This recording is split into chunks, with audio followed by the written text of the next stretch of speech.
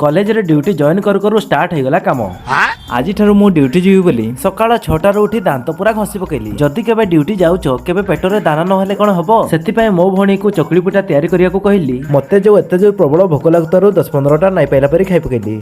तापरे मु हमर तुरुंगा मार्केट रु पेपर धरी बाहर पड़तली कॉलेज। आज कॉलेज रे पहुंच पहुंच स्टार्ट हेतला काम, काहे कि ना आगो को +2 छुआ मानकर एडमिशन चालू रहिबो। सेपटे हमर जुलाई 1 ठारो जुलाई 7 पर्यंत वन महोत्सव पालन करा जिवो, माने हेला वृक्षरोपण। तापरे किछि समय पर स्टार्ट हेतला वृक्षरोपण अभियान। एही वृक्षरोपण अभियान रो दायित्व रे थिले सत्य सार और प्रभजन सार। एबे जो डेली डेली वर्षा दउची जहा लागुची 4-5 मास भितरे गछडको डेंगा हेकी ताळ गछ होई जिवो। सॉरी तापरे सब कार्यक्रम सरला परे आमे बाहरी पड़तलु घर को। घरे आज खाया को हेतिला साग, मिक्स आलू भजा, डाली आउ भात आउ ता सहित पांपड़। एही वर्षा बागारे मोर मिनी ब्लॉग न आसीबार कारण होची कि एबे टिके मोर देह खराब अछि, सेति पे टिके मते वीडियो बनेया को लेट होची। रहिली सामने पुणी देखा नेक्स्ट ब्लॉग रे। जदि वीडियो भल लागछि लाइक एंड सब्सक्राइब करके जानतु।